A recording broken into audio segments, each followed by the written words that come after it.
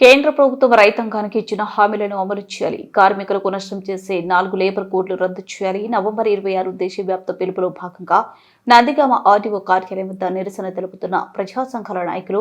ఈ సందర్భంగా రైతు సంఘం జిల్లా కార్యదర్శి పివి ఆంజనేయులు, చిరుమామిళ్ల హనుమంతరావు, కె గోపాల్ మాట్లాడుతూ 2021 డిసెంబర్ 9న రైతు సంఘాలకు వ్రాతపూర్వకంగా ఇచ్చిన హామీలను నిలబెట్టుకోకుండా కేంద్ర ప్రభుత్వం ద్రోహపూరితంగా వ్యవహరిస్తున్నది. అప్పటి నుండి C2+50 మద్దతు ధరల చట్టం కోసం రైతులు, వ్యవసాయ కార్మికుల రుణ విముక్తి కోసం సంయుక్త కిసాన్ మోర్చా అనేక పోరాటాలు సాగిస్తూ వచ్చింది.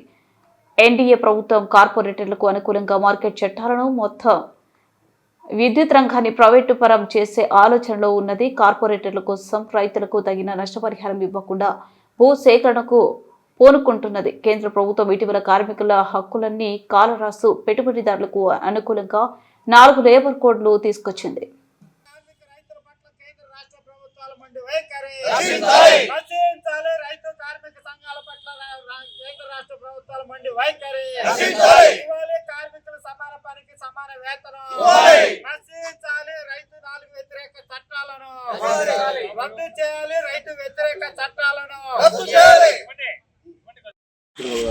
సోదరులారా, ఈరోజు దేశవ్యాప్తంగా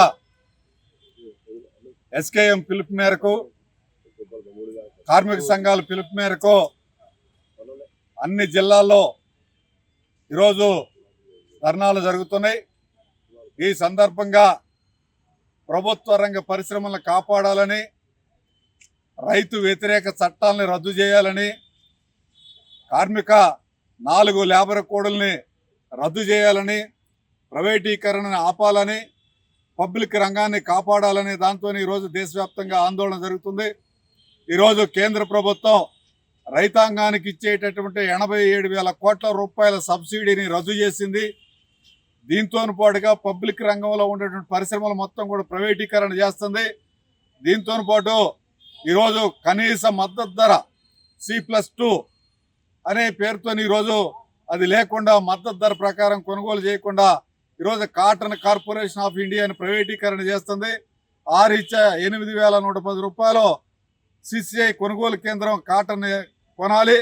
కనీసం 5,000, 5,500 రూపాయలు వచ్చేటటువంటి పరిస్థితి లేదు. దీంతో పాటుగా మొక్కజొన్నలో 2,400 రూపాయల మద్దతు ధర ఉంటే 1,790 రూపాయలు, 1,800 రూపాయలు చేసి కొనుగోలు చేస్తున్నారు. అది ప్రైవేటు వ్యాపారస్తులు. పెసలో 7,500 రూపాయల మద్దతు ధర ఉంటే 4,500 రూపాయలు కొనేటటువంటి నాదులు లేడు. ఈ రకంగా అన్ని పంటలకు కూడా కేంద్ర ప్రభుత్వం మద్దతు ధరలు ప్రకటించి ఆ మద్దతు ధరల చట్టాన్ని అమలు చేయకుండా ఈరోజు ప్రైవేటు వ్యాపారస్తులకి, ప్రైవేటు భాగస్వామ్యులు చేస్తున్నారు. దీనికి వ్యతిరేకంగా పెద్ద ఎత్తున రైతాంగం రాబోయే కాలంలో పెద్ద ఎత్తున ఆందోళన చేయాలనేటటువంటి సందర్భంగా హెచ్చరిస్తున్నాం. అందుకోసం రాష్ట్ర ప్రభుత్వం, కేంద్ర ప్రభుత్వం 4 లేబర్ కోడ్లు రద్దు చేసి 8 గంటల పని 10 గంటలు తప్పనిసరిగా పనిచేయాలనేది పార్లమెంట్లో బిల్లు పెట్టాం. ఈరోజు మన రాష్ట్రంలో ఉన్నటువంటి ఈరోజు కూటమి ప్రభుత్వం, చంద్రబాబు నాయుడు గారు 10 గంటలు కాదు 13 గంటలు పనిచేయాలని శాసనసభలో బిల్లు పెడితే ఏకోన్ముఖంగా మొత్తం కూడా ఈ బిల్లు ఆమోదమైంది. అందుకోసం ఇటువంటి బిల్లులు వెంటనే ఉపసంహరించుకోవాలని, ప్రజలను రక్షించాలని. 5 గంటలు పని చేయడానికి ఇబ్బందిగా ఉంది. 8 గంటల పనికి కూడా మధ్యలో గంట రెస్ట్ ఉంది. అందుకోసం 13 గంటలు పనిచేస్తే కార్మికులకి అనేకమైనటువంటి అసౌకర్యాలు గురవుతారు. అందుకోసం 13 గంటల పని రద్దు చేయాలనేటటువంటిది, పాత పద్ధతిలో 8 గంటల పని విధానాన్ని కొనసాగించాలనేది